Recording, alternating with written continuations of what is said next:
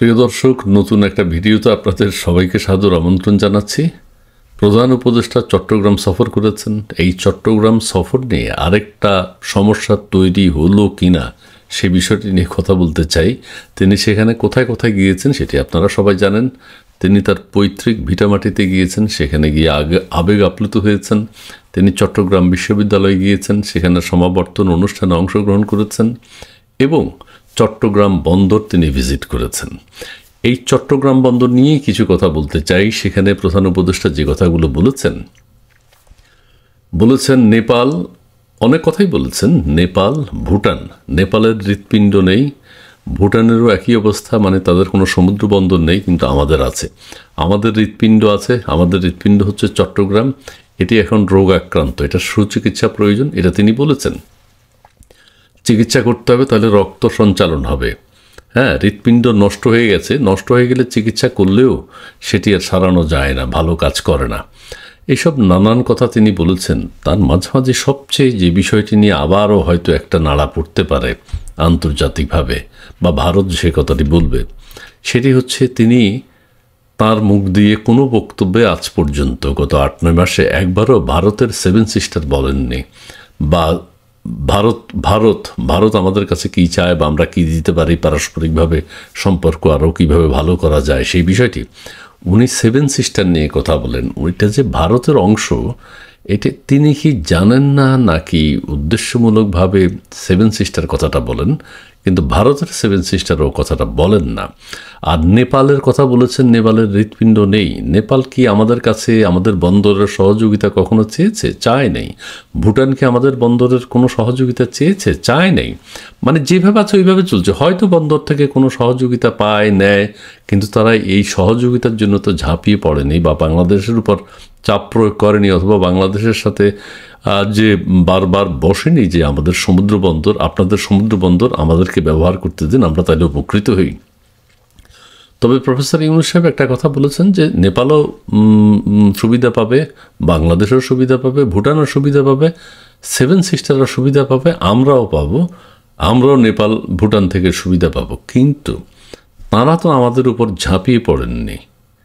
কেন আমরা তাহলে এই কথাটি বলতে যাই? এটা আন্তর্জাতিক একটা শিষ্টাচার বহির্ভূত কথা যে নেপালের হৃৎপিণ্ড নাই, এটা তো বলতে পারি না।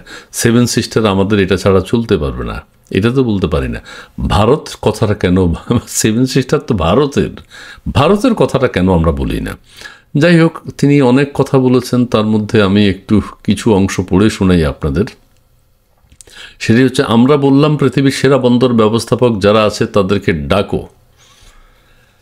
বন্দরের ডেভেলপমেন্টের জন্য কাজ করতে তিনি বলেছেন, সেটা তিনি চান। এই বন্দর যদি সচল হয়, হ্যাঁ, সবারই উপকার হবে, সবাই সহযোগিতা পেতে পারে, আঞ্চলিক সহযোগিতা পেতে পারে, বাংলাদেশের অর্থনীতি উন্নত হতে পারে।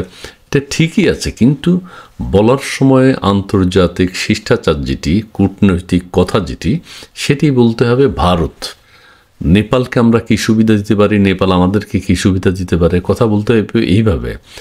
ভুটান আমাদেরকে কী সুবিধা দিতে পারবে, বা আমাদের এই বন্দর থেকে ভুটান কী সুবিধা নিতে পারে, তাদের সাথে আমরা বসবো, কথা বলবো। ভারতের সাথে আমরা কথা বলবো। কিন্তু তিনি বলেন 7 sister, this is not good sign. ঠিক আছে, তিনি বলেছেন বন্দরের উন্নয়নের জন্য সেরা ব্যবস্থাপকদের ডাকা হোক, পৃথিবীর সেরা ব্যবস্থাপকদের। কিন্তু এখানে একটা কথা আছে, বাংলাদেশের বন্দর বিশেষজ্ঞ কেউ আছে কিনা, বাংলাদেশের বিশেষজ্ঞ যদি কেউ থেকে থাকে, তাদের সাথে বসে পরামর্শ করে বাংলাদেশের কেউ দায়িত্ব নিয়ে এই বন্দরকে ডেভেলপ করতে পারবে কিনা সেটির চেষ্টা করা হয়নি। বিদেশিদেরকে ডাকো, অর্থাৎ এই বন্দর বিদেশিদেরকে দেয়া হবে। তিনি বললেন যে দেখলাম আগেই ডাকা হয়ে গেছে, অর্থাৎ আগেই ডাকা হয়ে গেছে। কিন্তু কাজটা হচ্ছে না। আচ্ছা, বারে বারে সবার কাছে আবেদন করছি, এটা তাড়াতাড়ি করে দাও। মানে যাদেরকে ডাকা হয়ে গেছে তাদেরকে বলছে এটা তাড়াতাড়ি করে দাও, যতদিন যাবে আমরা এই হৃৎপিণ্ডকে আর স্থাপন করতে পারবো না। আমাদের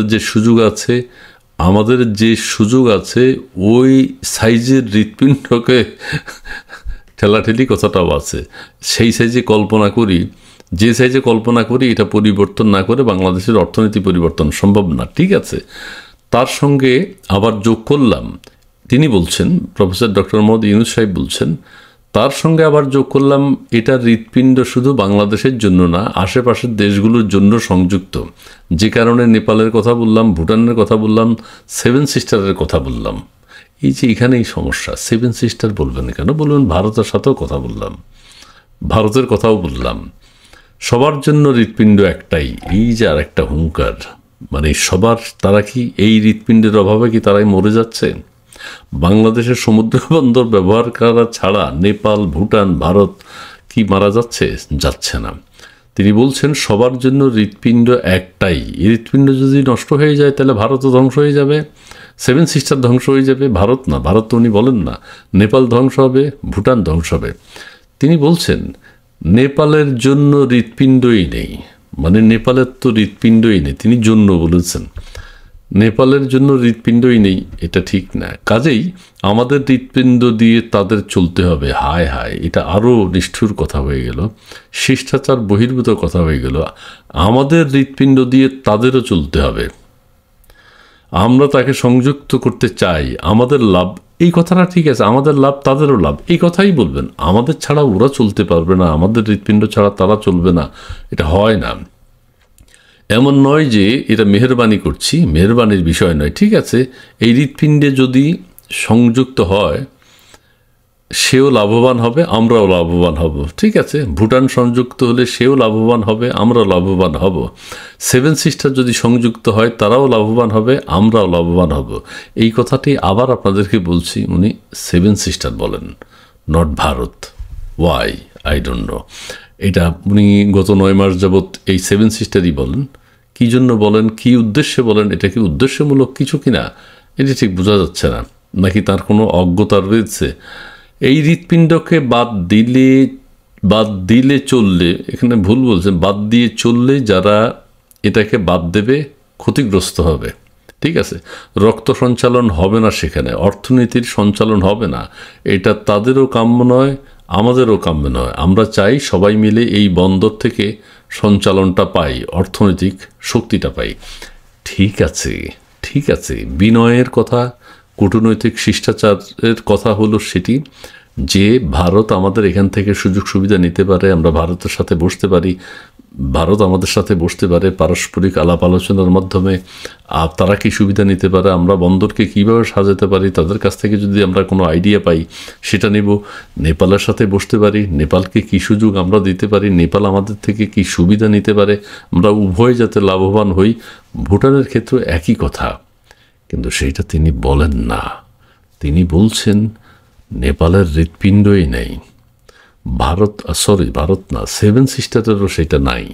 সো কাজী তারা আমাদের এই বন্দরের সুবিধা নিতে হবে, তারা ভালো থাকবে। তারা কি আমাদের বন্দরের সুবিধার জন্য কোনো অস্থিরতা কি তাদের মধ্যে আছে?